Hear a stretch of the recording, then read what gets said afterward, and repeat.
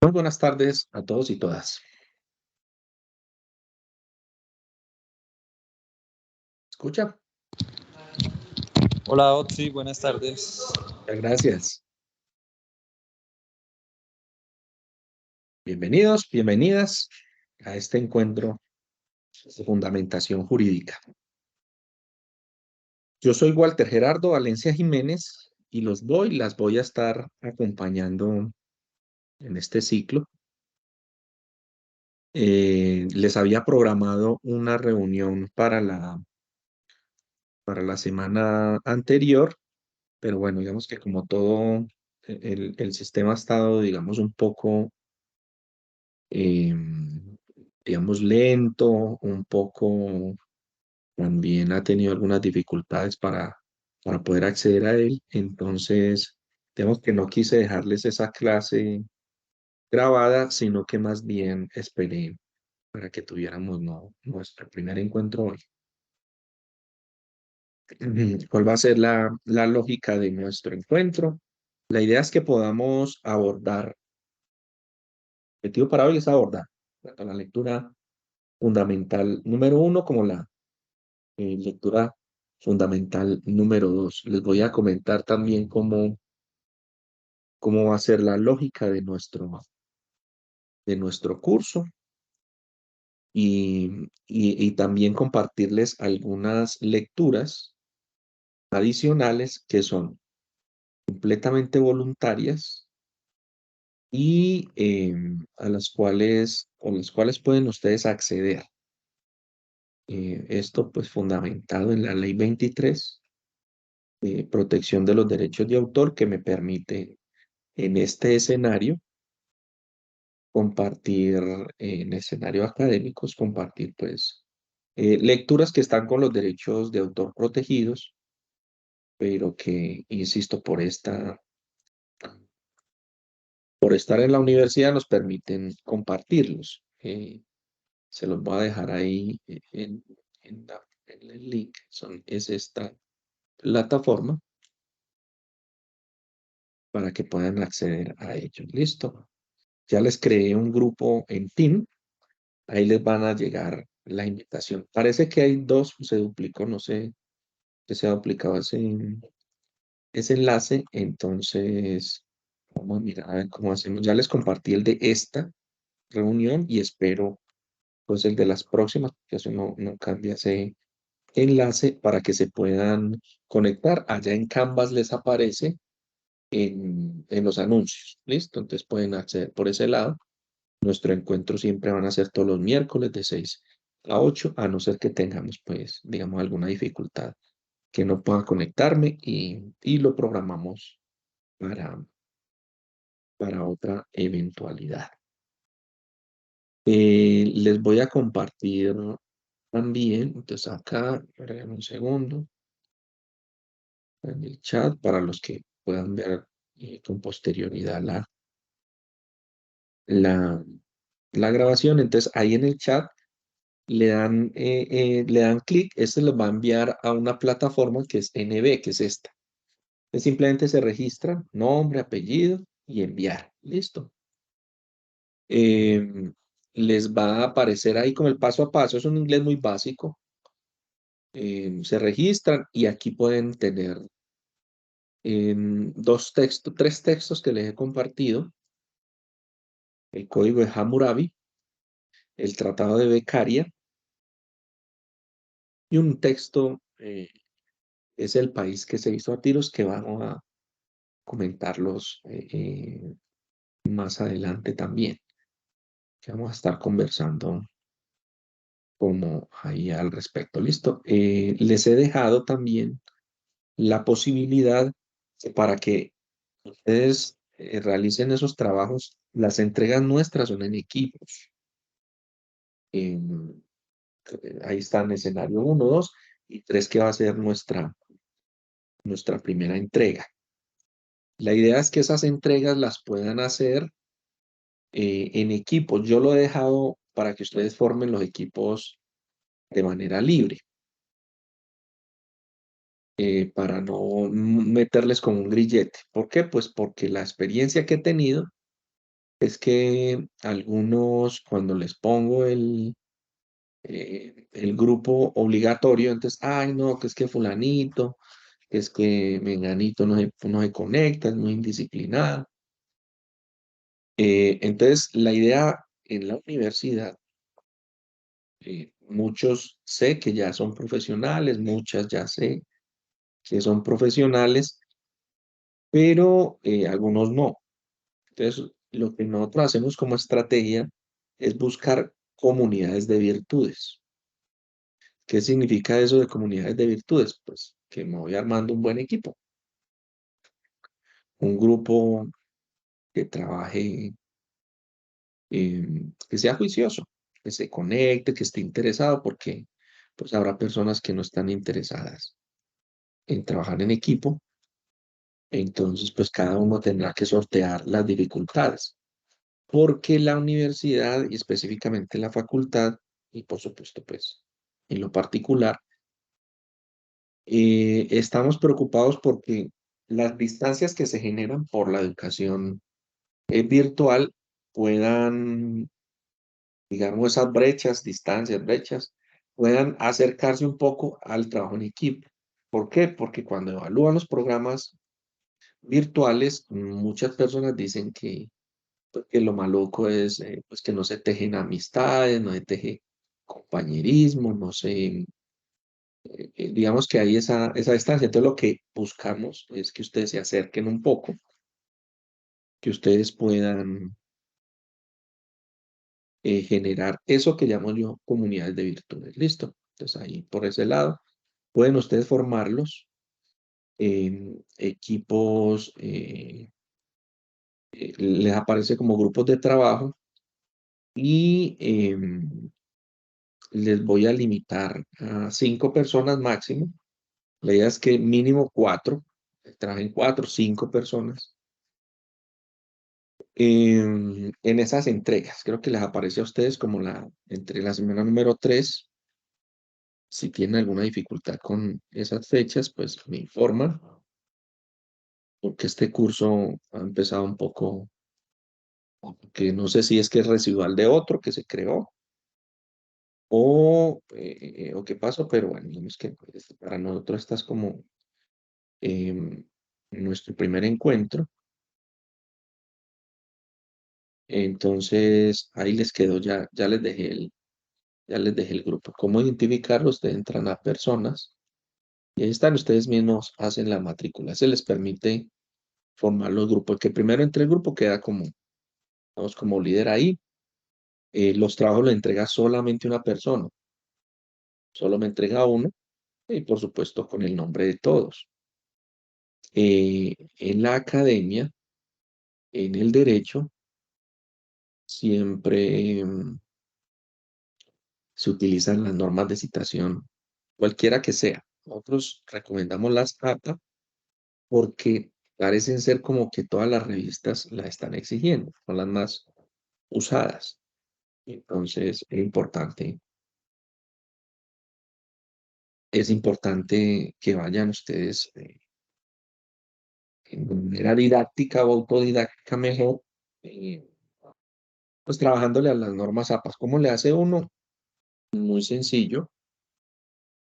YouTube, tutorial, normas APA. Ah, ¿cómo también podría ser? Yo he venido desarrollando un blog en el cual, este el que ven ustedes ahí, Walter Valencia y tal, se los voy a compartir. Ya les había compartido en el saludo que ustedes ven allá. Se lo habían compartido para ver el perfil. Ahí van a encontrar también pues mi perfil de qué he hecho en los últimos años, dónde he estudiado, dónde estoy estudiando, actualmente estoy desarrollando mi tesis de doctorado en la Universidad de Salamanca, un tema sobre responsabilidad por producto defectuoso. Aquí les comparto algunas de las publicaciones que considero que ustedes eh, pueden conocer, que les puede ser útil, depende por supuesto, de sus intereses. Yo Me dedico, gasto cierto tiempo, cierto esfuerzo. Esto definitivamente no es fácil. Yo por eso les puedo hacer pues algunas recomendaciones. No es fácil esto de escribir y mucho menos de publicar. El hecho de escribir no quiere decir que la van a publicar aún. Son esfuerzos tremendos que uno hace para publicar, y la idea es que ustedes, al menos los estudiantes, puedan tener acceso a ello. Cómo estamos pensando, qué es lo que le preocupa al profe, eh, y que ustedes lo conozcan. El libro no es libro si no se lee. Y los artículos, todos estos capítulos, eso si no se lee, no tiene sentido. Entonces la idea es que, mm, que por supuesto que tengan sentido. Listo. Y que ustedes puedan acceder a él. Ahí se los dejo con todo el cariño. Y bueno, para valorar como ese esfuerzo también que uno hace, lo miran, eh, miran los artículos, ahí tienen los ejemplos, le dan PDF y lo descargan. Esto es importante para mí, que lo descarguen, que los lean, que los compartan si les parece interesante, porque estos son puros algoritmos, ya estamos en la inteligencia artificial. Entonces, mucho algoritmo que a medida que ustedes conozcan los textos, los compartan, pues se van como viendo más relevantes, no solo en la revista, sino que si lo citan también, porque lo consideran importante o porque para criticarlo también, en esa medida que se cite, se va haciendo visible a más personas.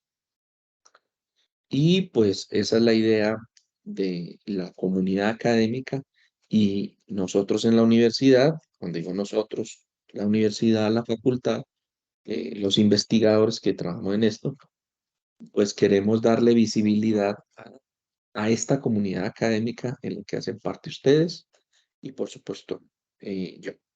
Pues ahí los tienen, temas que pueden ser de su interés, de su gusto. Hay unos que a mí tengo más cariño a unos que otros. Estos son, insisto, los que considero que, pues los que están publicados en buenas revistas y en buenas editoriales. Conflicto armado, por ahí responsabilidad del Estado, investigación, control de constitucionalidad, eh, digamos, interpretación o teoría de la interpretación.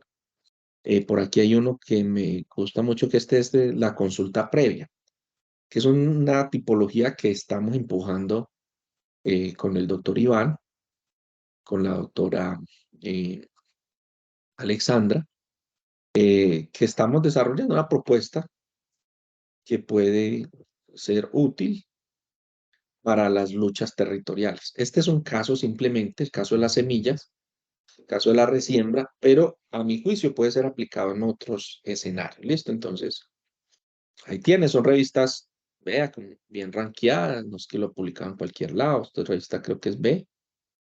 Por ahí hay una revista que está ya en un cuartil, también 4. Bueno, yo se las voy a ir compartiendo en este enlace para que ustedes tengan en el radar que el esfuerzo que hace la universidad en contratar profesores investigadores, pues se vea reflejado en publicaciones, en reconocimientos, y bueno, hay también un capítulo del libro. Este sí toca, pues es pago. Vamos a ver si de pronto gestionamos para que la universidad, este es de este año, un capítulo que escribí con el profe Nacho y la autora Genesis, en una editorial, pues que para mí es un sueño cumplido, como podríamos decirlo. Listo. Entonces, que es Aranzare, es una editorial muy potente. Muchos años de esfuerzo, no crean que esto es que lo hacemos de una. Años de esfuerzo, y ahí está, para ustedes, con mucho cariño. Si me logro con este artículo, de esta misma investigación mejor, nos aceptaron un artículo en una revista, digamos que está rankeada en el Q1, que es top. Apenas la publiquen, ya la aceptaron, ya hicimos las correcciones y todo el rollo. Apenas la acepten, yo se los comparto ahí en ese mismo link. Insisto para eso, para que lo descarguen, lo miren, lo compartan, para que vayan viendo ustedes también la afinidad con los profes, para cuando tengan que hacer sus tesis de grado, cuando quieran participar en un semillero de investigación. Yo estoy, digamos, gestionando de pronto un semillero de investigación. Em, por ahí yo tenía un semillero en otras partes que he trabajado. Voy a activarlo aquí también, semillero Jaime Garzón. Y desarrollo, que no he tenido el tiempo que quiero para poderle trabajar a ello. Entonces, digamos que la idea es que ustedes accedan a esa información con cariño y bueno, toda la dedicación. Eso por el lado de la... Ya el perfil ustedes lo vieron, me pueden conocer, qué es lo que he estudiado, qué es lo que me preocupa.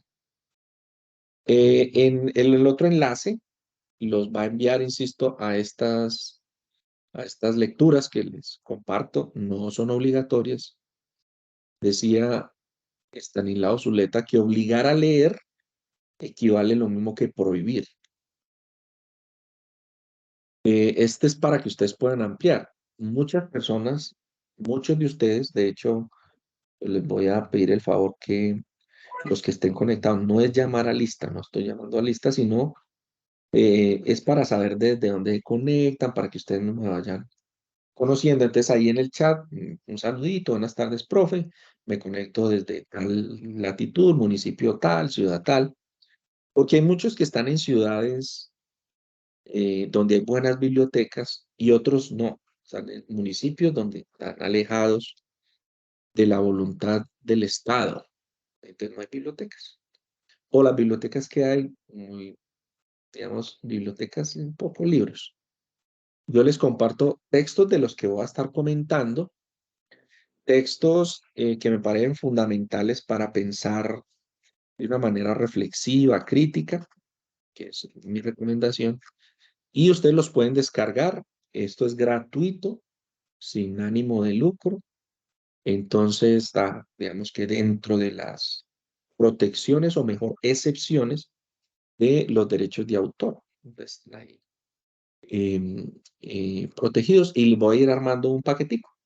Ustedes simplemente los van descargando, arman una carpeta, un drive y van armando su paquete y eso les va a ser muy útil para, insisto, pensamiento crítico, pensamiento, estar bien informados. Nosotros y las abogadas nos debemos caracterizar no solamente porque conocemos la ley, sino porque somos personas cultas, cultas en el sentido de cultivar, cultivamos lo intelectual. Esto es una actitud de vida también. Listo. Recomendadísimo. Yo sé que ustedes están arrancando, pero recomendadísimo los mandamientos del abogado y de la abogada, por supuesto. Los mandamientos del abogado, abogada, abogada, como ustedes lo quieren. Digamos que la idea es decirlo de la manera más inclusiva posible. ¿Listo? Para que sepan a qué están llegando. Esto no es un business solamente, no es un negocio. Esto es una función social.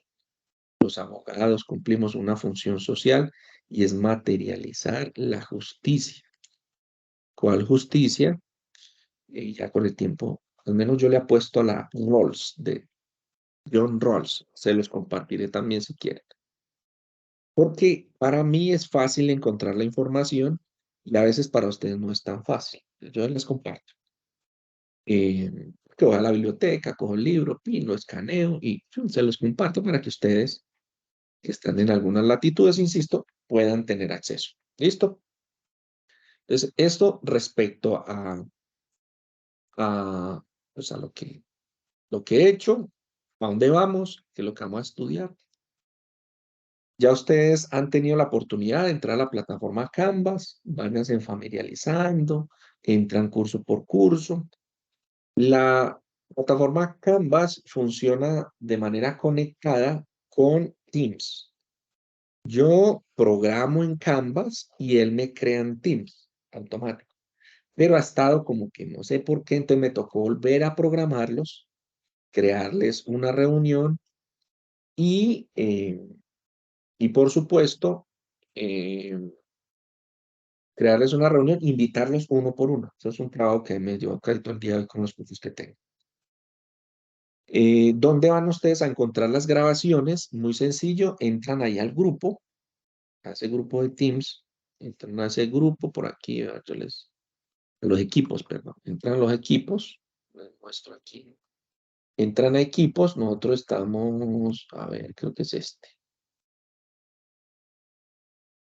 primer bloque, vamos a ver si es este primer bloque, este no es primer bloque, este en el que estamos en este momento, creo que sí, primer bloque, el grupo, vamos a ver si es que es el grupo, no, este es de la uno, este, vamos, que es en este es que estamos.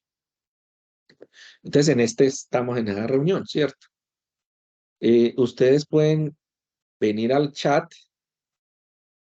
en el chat, y ahí en el chat les va a aparecer, una vez se termine, pues no les va a aparecer todo este que tengo yo, sino que les va a aparecer el del curso, encuentro tal y tal la cosa, este. Entonces, ingresan ahí, por ejemplo, este es de otro curso, por supuesto, el de de que de 4 a 6, y aquí vean que ya les aparece la grabación. Este la hice hace un rato desde la oficina, y ahorita estoy pues desde el apartamento. Pues de esos van a ser como los dos escenarios. Entonces, el escenario de la oficina o el escenario aquí en la casa. Em, y ahí van a tener el acceso a todas las grabaciones, ¿verdad? Ahí quedan registradas todas las que hemos dado en ese grupo. Y en este, pues, les va quedando ahí todas las grabaciones para que tengan acceso. Si no, entonces pueden aquí acceder en el encuentro, grabaciones y transcripciones, y ahí lo van a encontrar. Listo, está la transcripción, toda la cosa. Y ahí encuentran también las grabaciones. Listo, para que tengan acceso a poder, no sé, no entendía algo, acceden a esa información. Lo interesante de digamos, del encuentro es que ustedes tienen una oportunidad, y yo, por supuesto, ustedes una oportunidad de darse cuenta si lo que están pensando sobre las lecturas está acertado y cómo llevarlo a cabo en la realidad, en la cotidianidad. Entonces pueden preguntar, levanta la mano, profe, este concepto, aquel concepto. Y la idea es esa, que pues poderlo discutir. A mí me gusta que participe, no me parece malo. A veces, y eso lo llamaron la atención la facultad, a veces lo que devuelve es una especie de consultorio. Profe, esto, yo no tengo problema en responderle, digamos que casi todas las preguntas van como en temas que son cotidianos, de civil o de privado, que es lo que manejo. En penal sí, pues lo básico, no conozco mucho, no me dedico al penal hace muchos años. Entonces, la idea es que las discusiones se hagan con base en. Entonces, por eso yo siempre me conecto, los saludo, me contestan, yo les agradezco y pues por supuesto siempre dejo grabada la sesión. Ustedes se dan cuenta que no estoy grabando, profe, se le olvidó poner a grabar, entonces yo lo pongo a grabar para que le pueda aparecer a todos. Em, Siempre les digo cuál es el objetivo, qué es lo que vamos a hacer y aspiro siempre a cumplirlo. Todos los días uno no está en el mismo ánimo, yo entonces soy muy entusiasta y me emociono y ay, depende también el tema. Pero hay otros días que uno pues ha tenido un día de trabajo en un artículo o ha tenido una audiencia, entonces está uno también cansado, entonces comprensión total, igual ustedes. Pueden, cuando quieran, intervenir, levanta la manito, profe, tengo esta inquietud, toda la cosa. En los trabajos ustedes tienen que estar muy atentos porque la plataforma se va cerrando, estar atento a esas fechas y a trabajar. Esto es un esfuerzo que tienen que hacer muy grande porque la mayoría, si no son todos, todas, trabajan, entonces hay que aprovechar el tiempo al máximo. Yo me conecto y les cuento sobre la lectura, pero eso no los, digamos, no los exonera de que la estudien.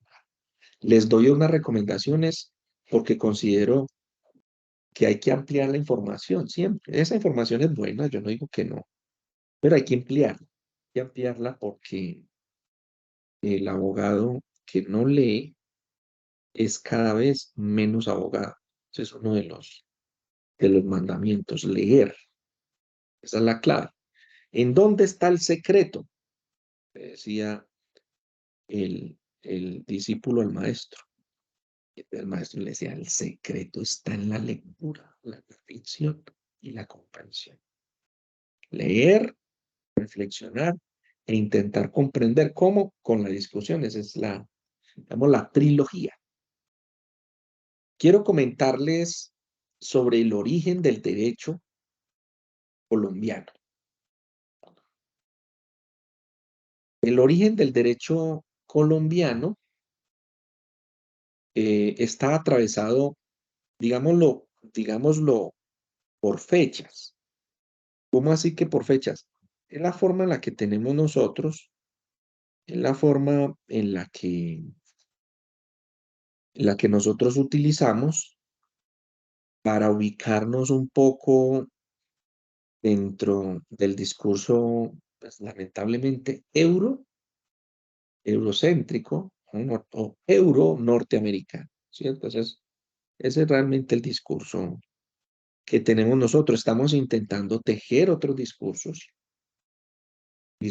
como latinoamericano, lo latinoamericano, pero es un intento, ahí vamos, ahí vamos. Vamos en esa construcción de que nuestro pensamiento sea, pues, escuchado también. Es difícil, pero bueno, ya con estas publicaciones en revistas, en otros idiomas, es una paradoja. No puede publicar en otro idioma. Yo no soy, digamos que, bilingüe, pero uno puede hacer un esfuerzo, buscar traductores y publicar.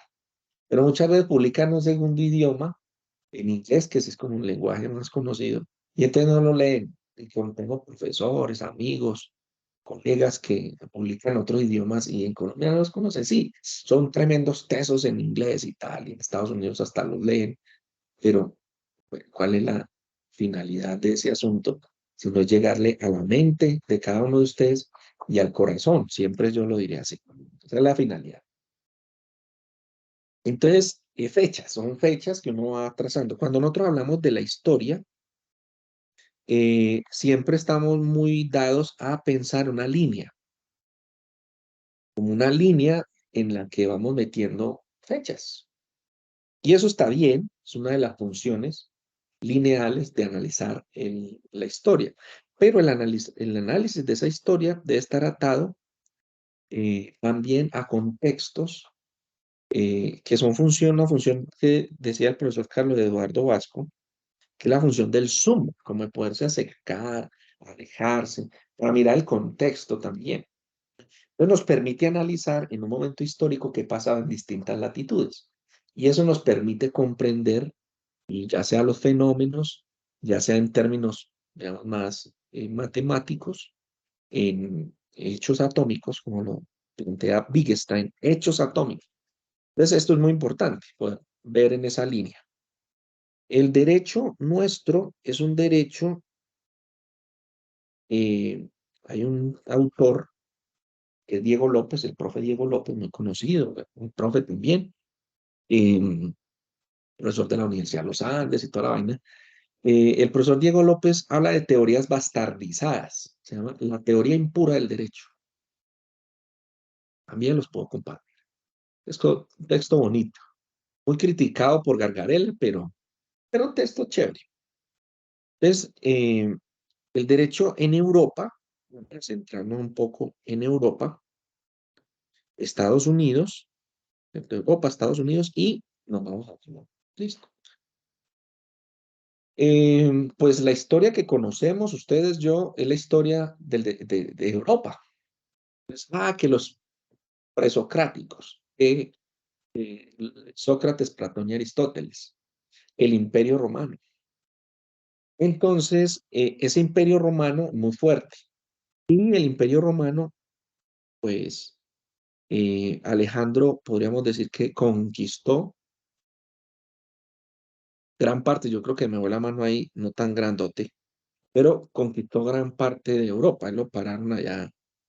em, eh, la enfermedad, creo que hay una película interesante sobre Alejandro. Pero digamos que conquistó gran parte de Europa.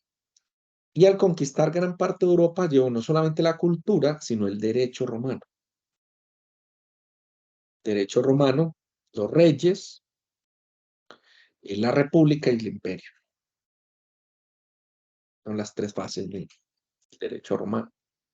Cada vez se estudia menos en las facultades de derecho. Es un dolor, pero bueno, ¿qué más se puede hacer?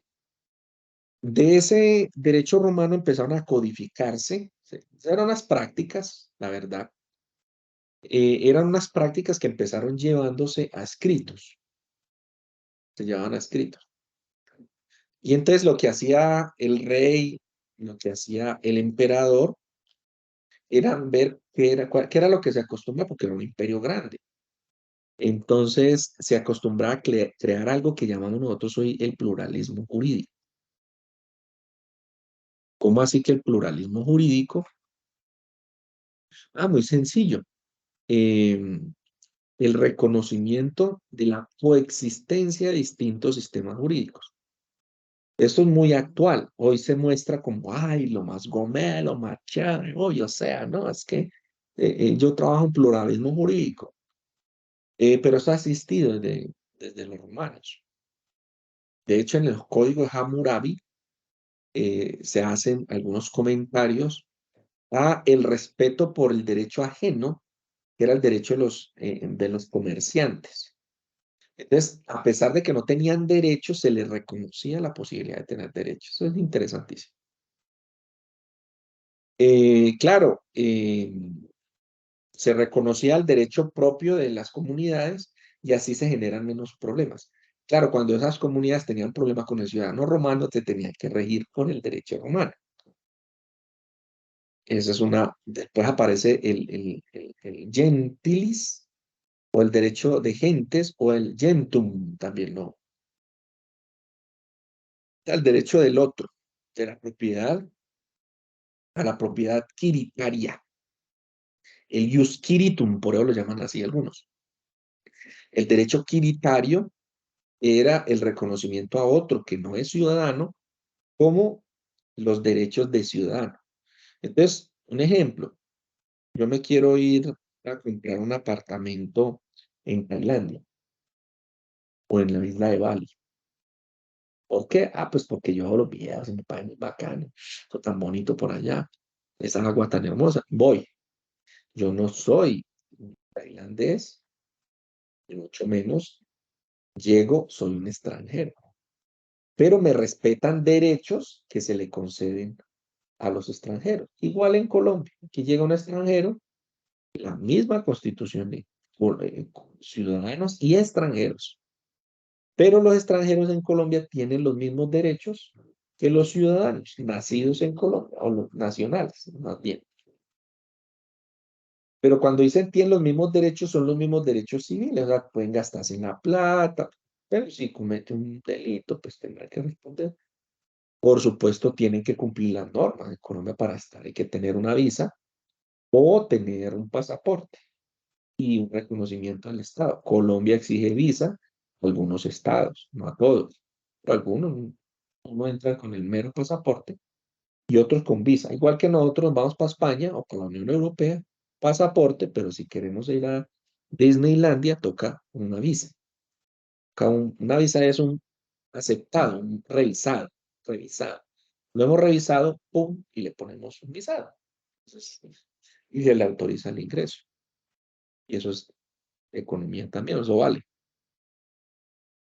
Entonces, se le reconoce ese derecho. Miren ese código de Hammurabi y van a ver el derecho del mercader.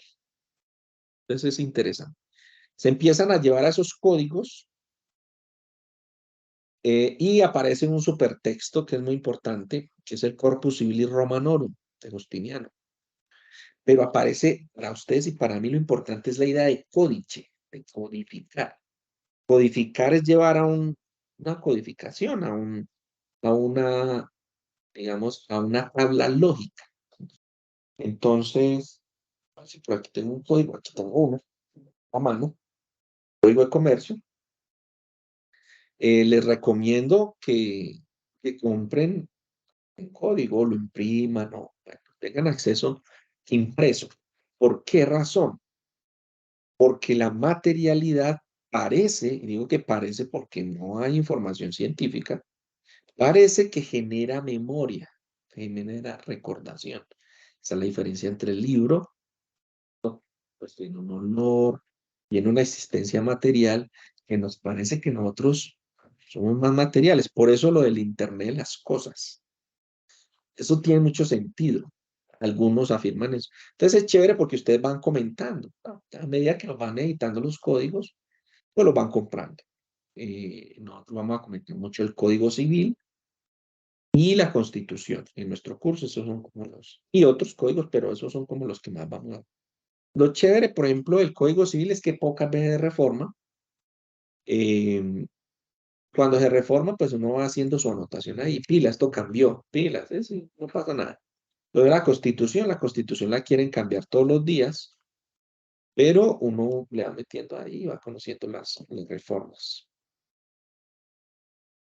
Entonces, este código, pues, tiene un desarrollo lógico. Libro primero, libro segundo, este es el de, insisto, el de comercio.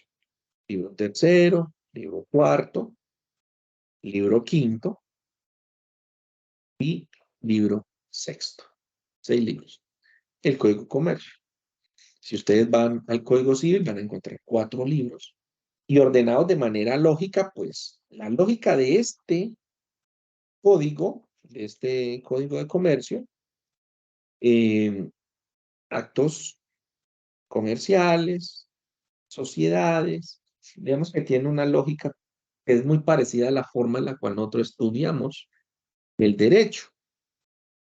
Es claro, por eso ver en un curso como el nuestro los antecedentes de la legislación, del derecho. ¿Por qué? Ah, pues muy sencillo, pues que esta cosa no tiene que dar uno un genio ni memorizárselo. Si te los memoriza uno, chévere. Yo tengo muchos artículos en mi mente, muchos, que me he memorizado a medida que tengo la práctica, que los uso, y uno se los va aprendiendo. Si uno fuera como Funes el Memorioso, un libro recomendado, un cuento recomendadísimo de Borges, Funes el Memorioso. No, pues maravilloso, maravilloso. Porque es codificación. Fíjense que en ese cuento de Funes, el memorioso, el personaje termina codificando todo, creando códigos, porque esos códigos, pues, es de fácil acceso, fácil recordación, y usted, pues, más fácil hablar del artículo X, Y, Z, 21, no sé, y llegar a él. Ya. Y eso no cambia. Esa es la idea del código. Esa codificación la conocemos nosotros como el civil law, derecho civil, civil law. Y también es conocido como el derecho continental. ¿Por qué es continental? Porque ustedes ven que está en el continente, para controvertir o para contrarrestar restar un derecho que no es continental, sino más bien que es insular, que es el civil law. Eh, ¿Cómo así? Sí, que es el derecho anglosajón, ¿cierto? De los angloparlantes y de los sajones. Es un derecho común. Ellos tienen, igual que nosotros, un derecho que es construido caso a caso, pero nosotros lo codificamos. Los romanos nos enseñaron a codificar. Ellos no, en la época de los romanos se les llamaban era los bárbaros. ¿Por qué? Pues porque el lenguaje era el latín. Ah, perfecto. Entonces fíjense en ustedes que ahí tienen los dos sistemas que estudiamos en Occidente, que es el civil law y el common law. Civil law, derecho civil, y el derecho común, common law, ¿cierto? Derecho común es usado, por supuesto, en Inglaterra y las colonias. Ahí es importante resaltar el imperialismo yanqui a los gringos, porque los gringos de Roma, estos tocan unos saltos tremendos. Eh, los romanos, el imperio romano cae con Justiniano, digamos que cae o se doblega a la iglesia, nace el medioevo, bajo y alto medioevo, mucha historia y tal.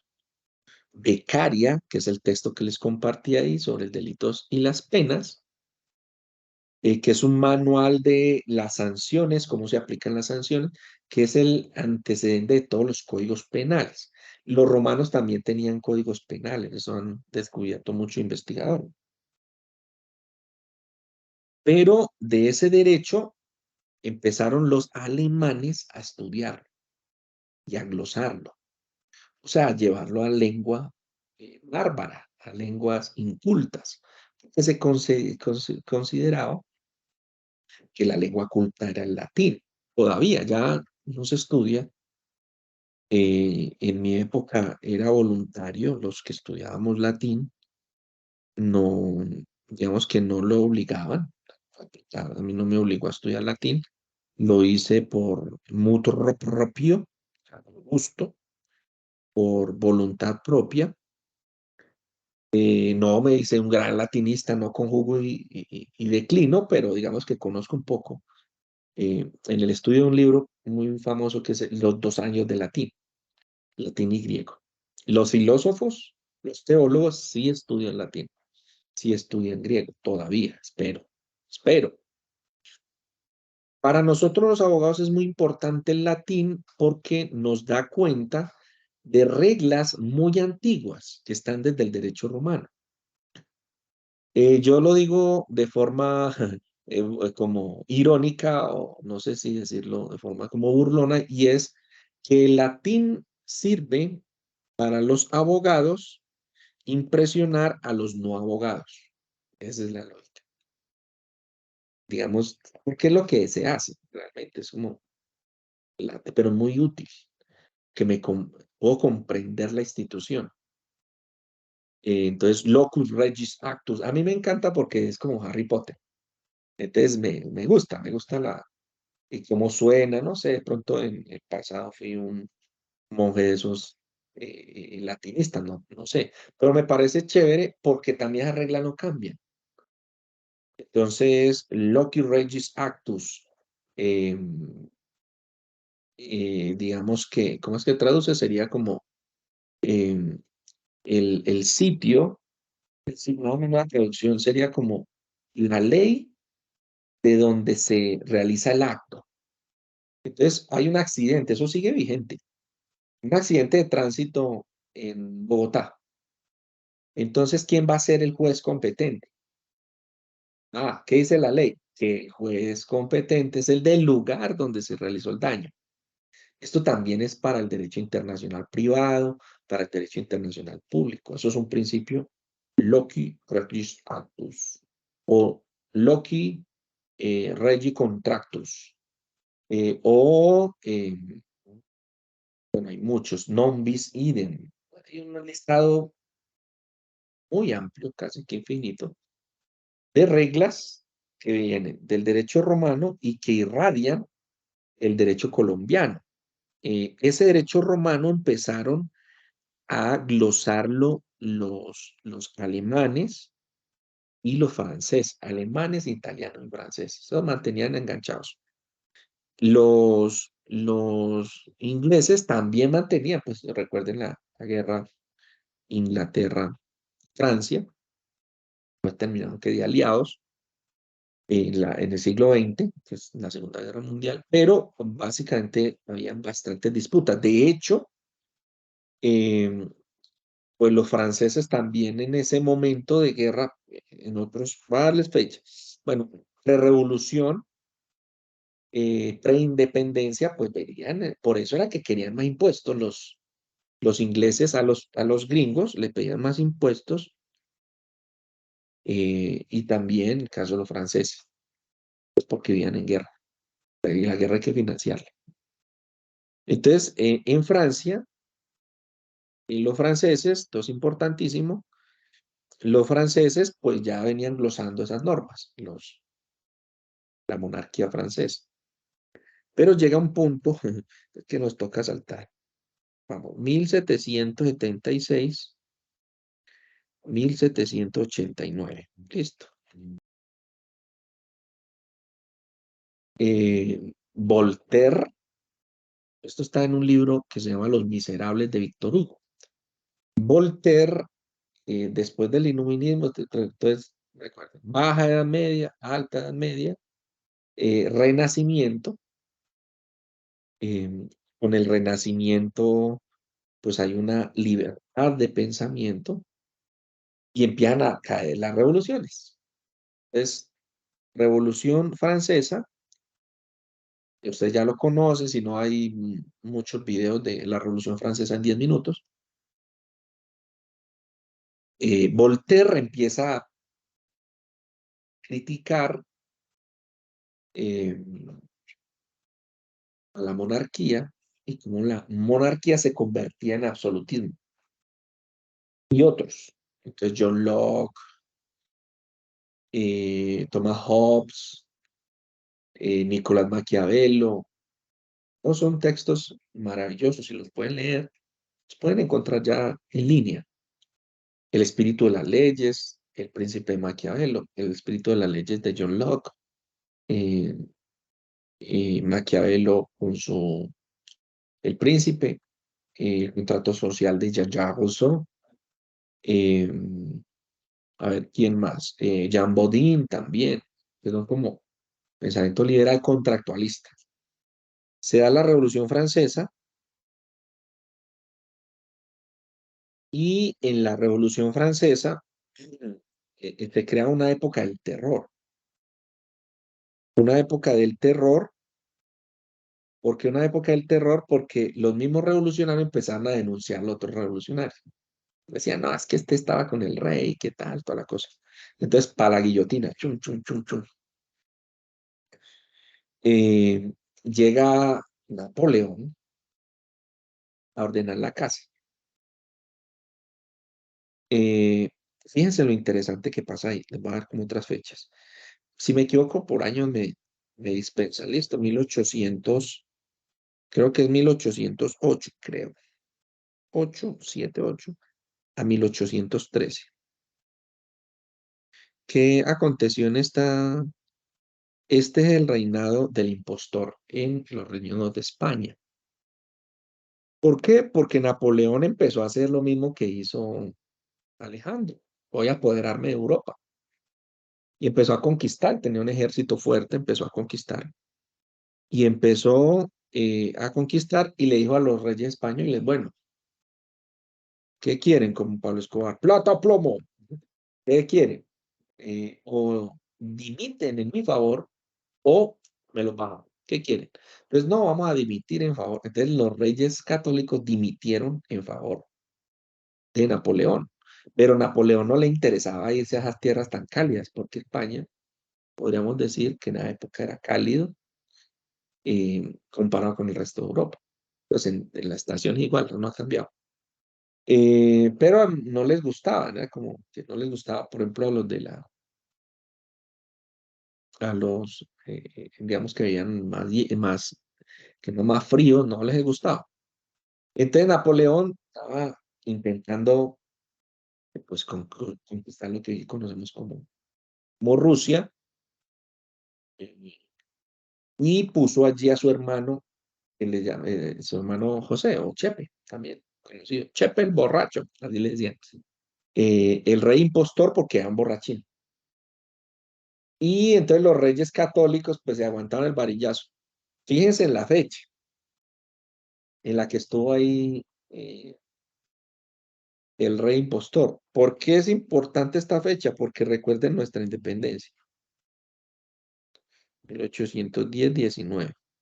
Recuerden Murillo, la retoma, toda la vaina. Esto es importantísimo, estas fechas. ¿Por qué? Pues porque nosotros en esa época también nos dijeron que teníamos una patria boba. Que ay, que es que mire, que es que em, eh, miren que, que los padres de la patria me han dicho a los reyes que vinieran a gobernar. Yo les voy a contar una anécdota y es que en Portugal sí lo hicieron. Los portugueses se fueron para el Brasil. Portugal sí, los reyes de Portugal cogieron carabela. Dicen que 25 carabelas, no sé el dato muy exacto. Con toda su riqueza se fueron para el Brasil. Huyendo de Napoleón, porque Napoleón era un Hitler del siglo XVIII. Guardadas peleas. ¿Por qué? Porque quería. O algunos dicen que un Putin, porque Putin también quiere. Putin quiere reunificar la URSS, pero bueno, es que ya hay capitalismo. Y ese es un punto importante de, del, del texto, que es Adam Smith. ¿Quién es el personaje de Adam Smith? Para hablar de Adam Smith, pues hay que pensar en los ingleses. ¿Cómo así? Sí, hay que pensar en la Gran Bretaña. Porque Adam Smith dice, bueno, ¿cómo hacemos para hacernos ricos? Él lo habló en términos de nación, pero eso se puede hacer en términos individuales, creo yo, no sé, quiero parecer técnica de superación, pero es que el capitalismo es eso, técnica de superación. Vamos a ver, por ejemplo, el caso de Hegel. Hegel plantea es eso, ¿no? Si le mete fuerza, empeño, puede lograrlo, el idealismo. Es muy utilizado por el pensamiento que decimos hoy, pensamiento positivista, o mejor, positivo, no positivista, positivo. Piensa positivo y tira bien, y eso a algunas personas les funciona, pero a otros que piensan positivo y les va igual mal. Entonces, no, pero esto tiene una explicación eh, teórica, racional. Yo les recomiendo simplemente un texto que se llama, vamos a ver si lo tengo, creo que lo había, no, no, aquí. Un texto de Michael Sandel. Si lo tengo aquí, se los comparto. Aquí tengo, por ejemplo, aquí está Adam Smith. Este lo voy a compartir de una vez. Vamos, no, vamos a compartir. Este no. Adam Smith, vamos a compartir. Aquí, lo meto. La riqueza de las naciones, de Adam Smith. Realmente son, Adam Smith era un campeón, digamos que con su teoría se volvió rico, muy rico. Vamos a ver si tengo aquí el de Michael Sandel. A ver, aquí Sandel. No, no lo tengo ahí.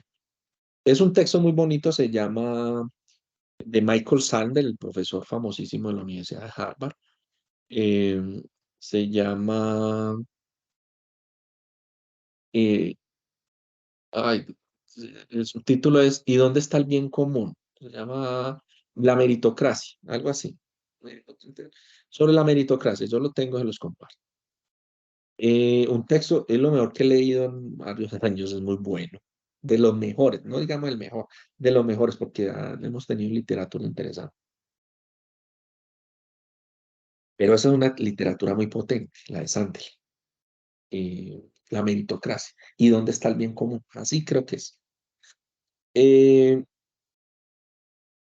para hablar pues de ese desarrollo al que nos puede llevar el intelecto, que fue el argumento de Adam Smith en La riqueza de las naciones.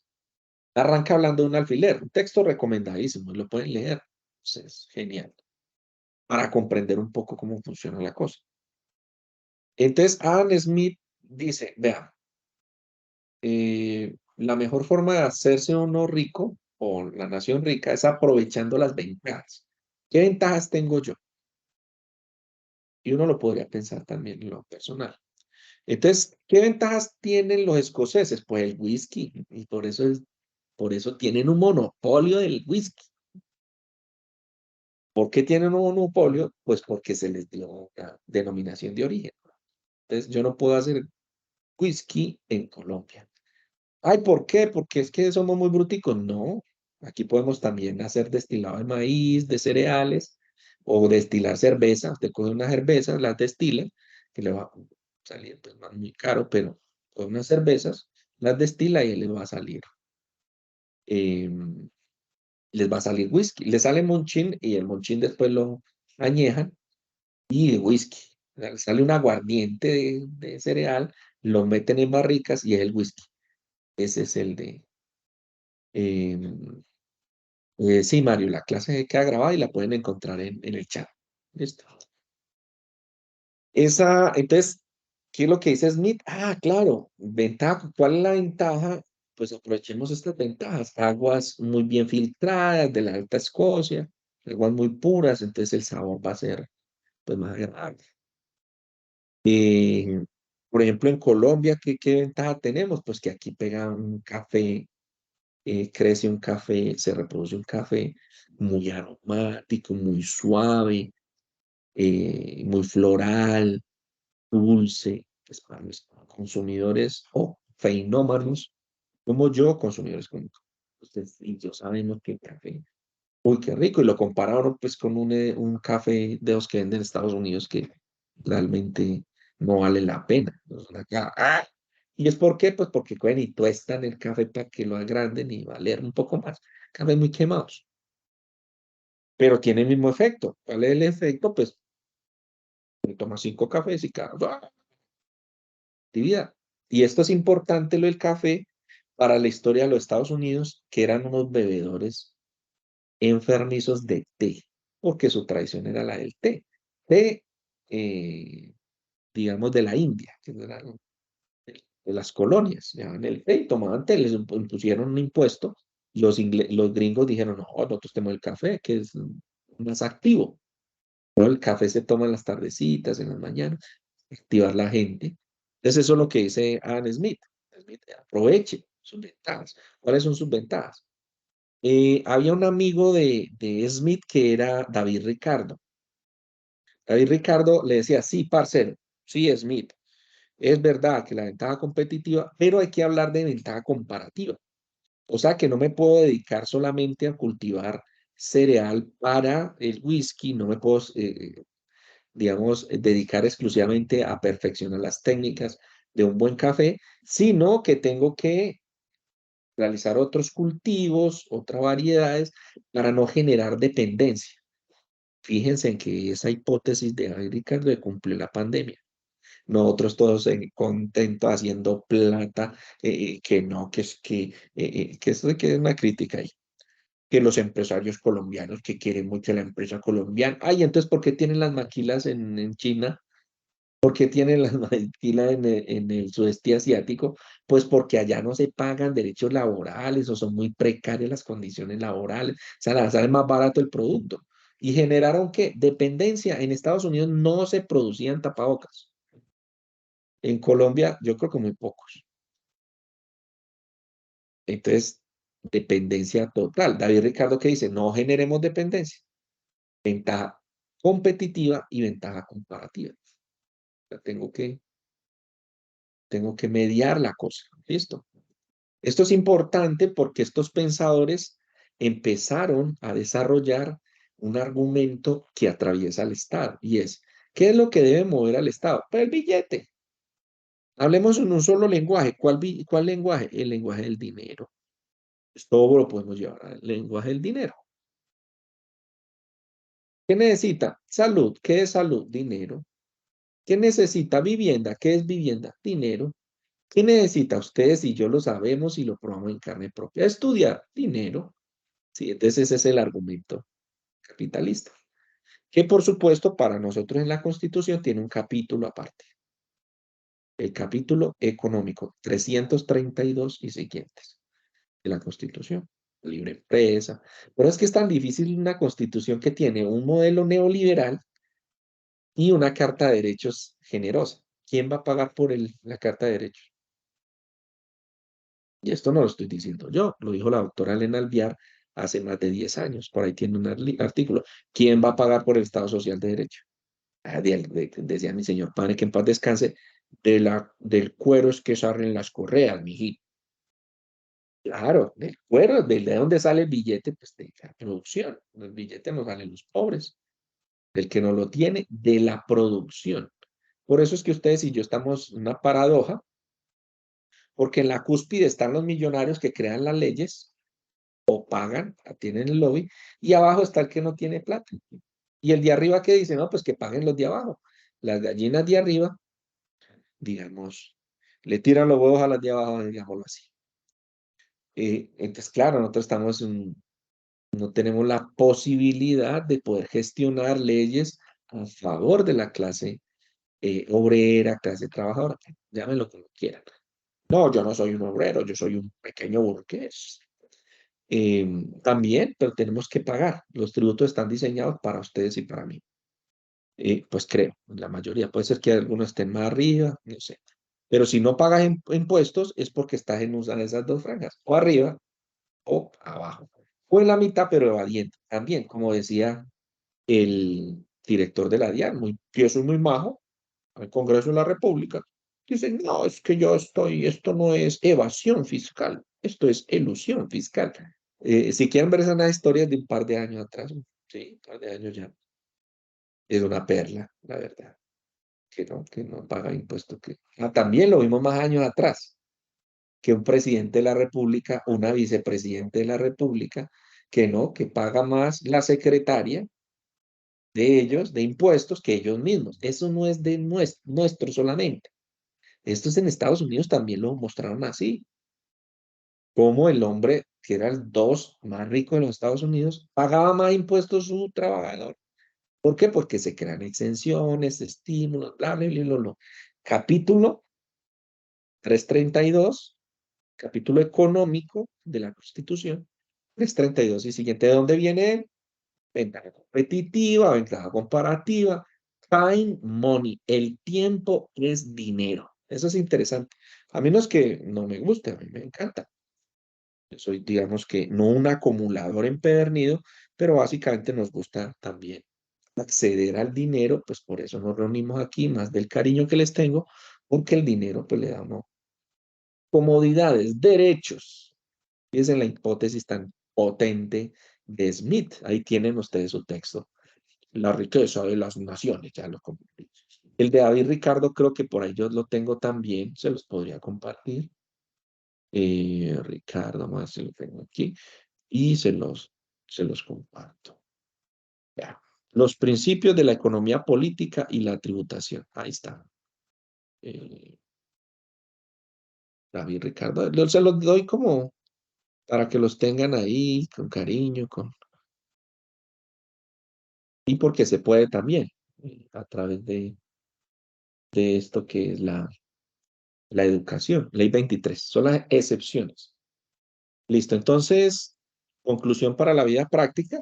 Ese derecho europeo que es codificado fue inspirado también por ese pensamiento capitalista. Acumulación. Más es mejor. Ese capitalismo hoy se ha convertido en un neoliberalismo.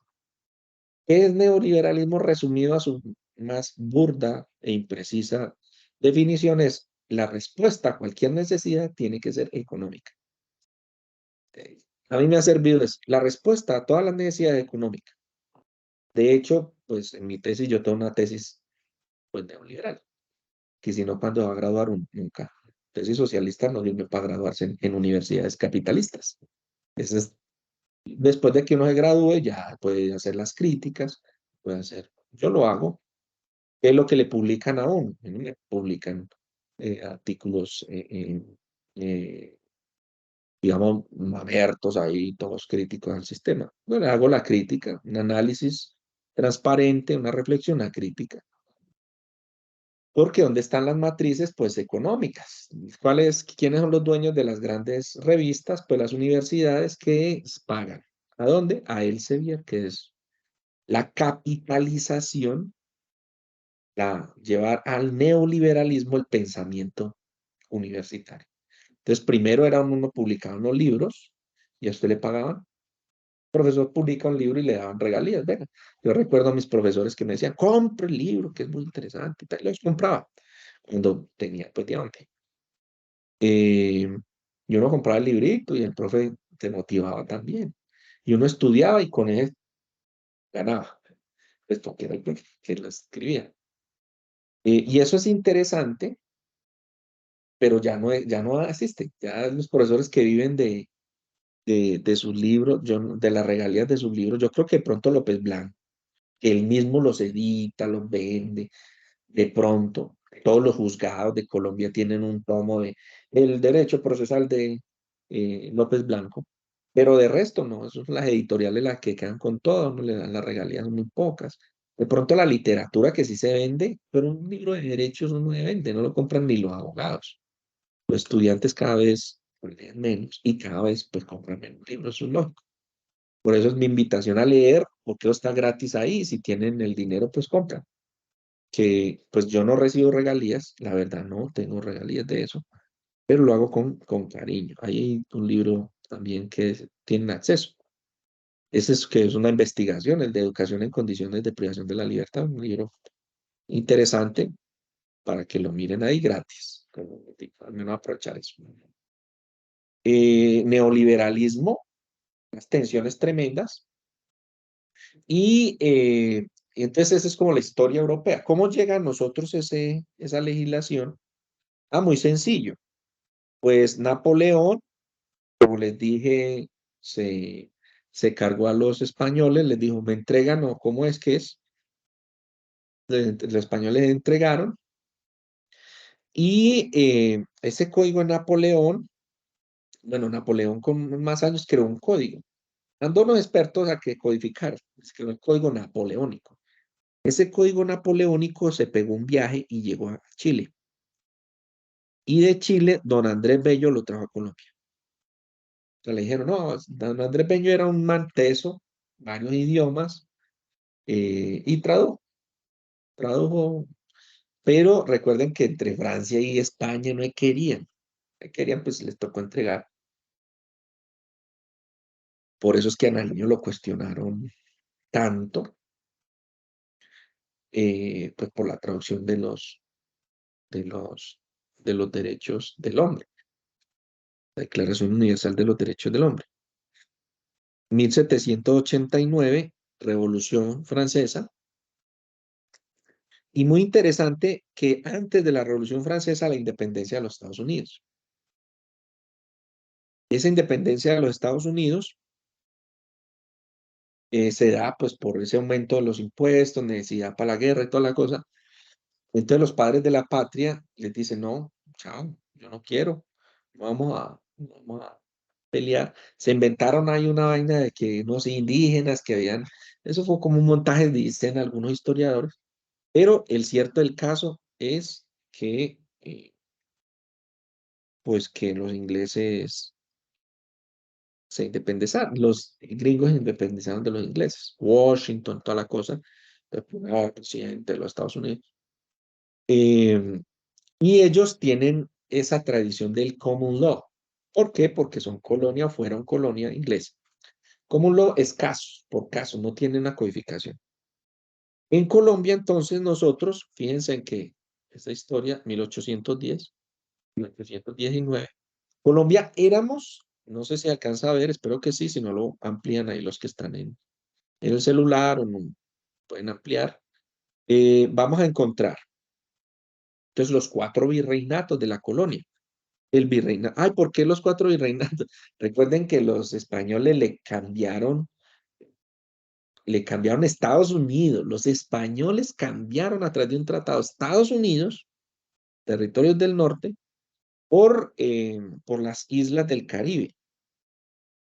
Las islas del Caribe, estas que hablan inglés, eran de los ingleses, pues, las habían tomado punta de bala. Y entonces hubo un cambio. Y esto prueba de ello es San Agustín. Cuando ustedes vayan a pasear a Estados Unidos, van a San Agustín y San Agustín es como ir a Cartagena. Pues más organizado, más bonito, más mercado, pero la misma, el mismo castillo, es la misma cosa. Y es porque que es un pantanero y le entregaron el pantanero, imagínense usted.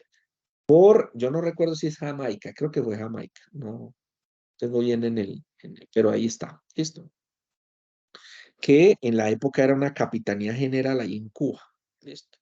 Pero son cuatro virreinatos. Virreinato de la Nueva España, lo que vemos nosotros en las películas mexicanas, el virreinato de la Nueva Granada, el virreinato del Perú y el virreinato de el Río de la Plata. Cuatro virreinatos.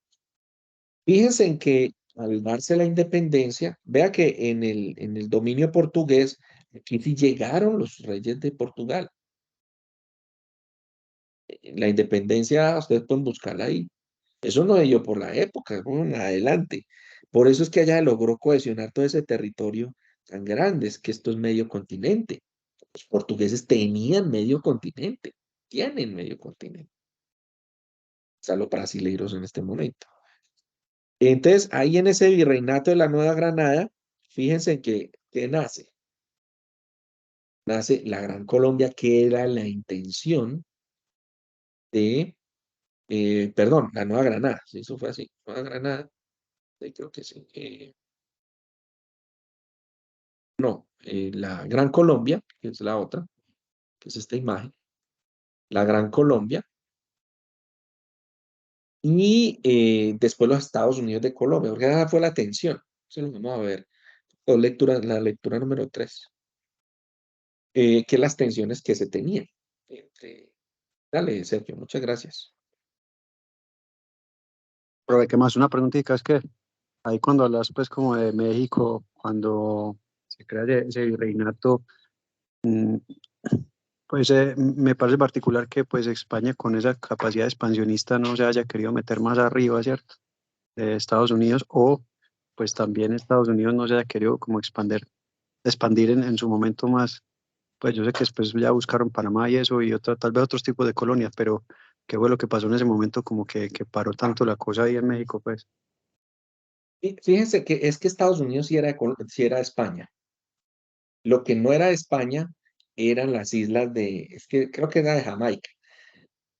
Por el norte ya habían entrado los holandeses y los ingleses, que eran los que los que habían creado la colonia. No conozco mucho la historia de la colonia inglesa, pero ese territorio, prueba de ello, ustedes pueden meter. La prueba de ello es San Agustín, en Estados Unidos. Es un pueblito, hágase de cuenta ver Cartagena, tal cual, o ver Puerto Rico, tal cual, o ver cualquier pueblito de eso en Centroamérica. Entonces, porque primero llegó España, tomó terreno y tal, pero la Florida, porque San Agustín queda en la Florida, era un pantanero. Es que eso hasta cuando Walt Disney compró la Florida, el pedazo que tiene en Orlando, eso era pantano, eran tierras pantanosas, eso fue que lo anegaron y lo rellenaron. Lo que pasa es que allí, después del tratado, porque los ingleses le arrebataron la isla, a- sí, que estoy seguro de que fue Jamaica, em, le arrebatan esas islas a España porque los desplazaron con armas. Empezaron por el norte a bajar, que es que el norte era muy frío. Los españoles estaban radicados en San Agustín y empezaron a bombardearlos y atacarlos. Entonces hicieron un tratado, entonces un intercambio donde se entregaban de esas islas a los españoles, las de Centroamérica, a cambio de ese gran terreno. Entonces empieza, podríamos decirlo, que otra historia, porque ya empiezan los años es de revolución. Cuando se independiza también en el virreinato de la Nueva España, cuando se da la independencia en México, fíjense en que ahí aparece otra historia que es bien interesante, que es la de Pancho Villa y tal. Que Pancho Villa sí fue es el único, esto es interesantísimo, es el único que ha invadido Estados Unidos. Tan potente es eso. Ay, ¿por qué? Pues porque es que el ejército estaba muy lejos. Invadieron Estados Unidos, iban y saqueaban los pueblos en Estados Unidos. Y de hecho, como nota de burla, el, la nota de burla dicen que es que Pancho Villa había emborrachado. Que borracho fue y eso es, digamos que tanto cierto, tanto no, porque pues es la historia de los gringos versus la de los mexicanos. Pero ahí hay una, digamos, un relato interesantísimo, hay un par de películas que lo cuentan. Eh, España no siguió porque tenía los tratados. Se había hecho ese armisticio con, o ese tratado con Estados Unidos, haciendo esas concesiones. ¿Estados Unidos qué hace?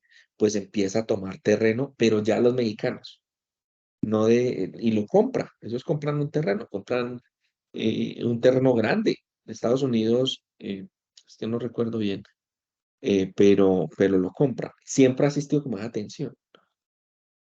Las independencias ya se metieron en otro lío los gringos, y es porque era las corrientes eran la unión o los federados. Y ese mismo debate llega a nosotros, que eso es lo que les decía, de esa tensión. No sé si yo sé que lo que pasa es que yo no soy experto en historia. Lo que sé es lo que, por poco que he leído y que he escuchado también cuando uno va a México, cuando va a San Agustín, como ese relato que le cuentan a uno.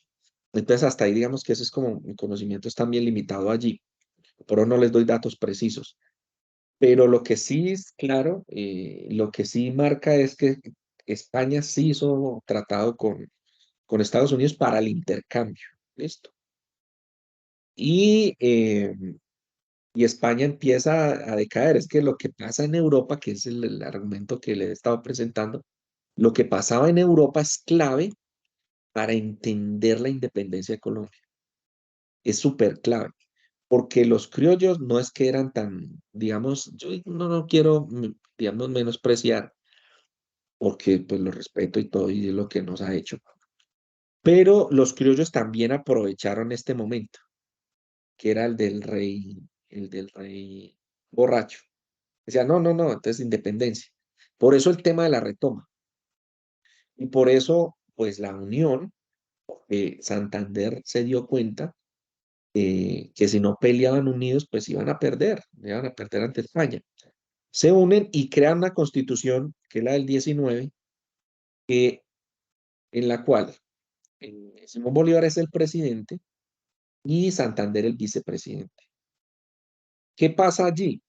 En esas constituciones también se pide a los reyes de España que vengan a gobernar, porque en últimas estaban cansados de la administración del virrey, no del reinado, porque el reinado pues eran reyes y listo, y todo el mundo quería pertenecer a esa clase social. Pero, digamos, eso fue un argumento también ahí que sirvió bastante. A nosotros nos llega ese código, que les digo, por vía de Chile, código civil, vigente todavía, de 1887. Nos llega de esa tradición, no somos tradición inglesa del común.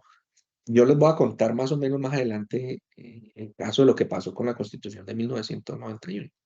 Pero conclusión para la vida práctica ahí, digamos, para que puedan descansar antes de conectarse a la otra clase. En su caso, yo también tomar como un respiro. Fíjense en ustedes que ese panorama de la legislación europea y de la legislación gringa influye en las fechas que tenemos nosotros en nuestro panorama. ¿Cuáles son las fechas que tenemos en nuestro panorama? Pues 1810, 1819.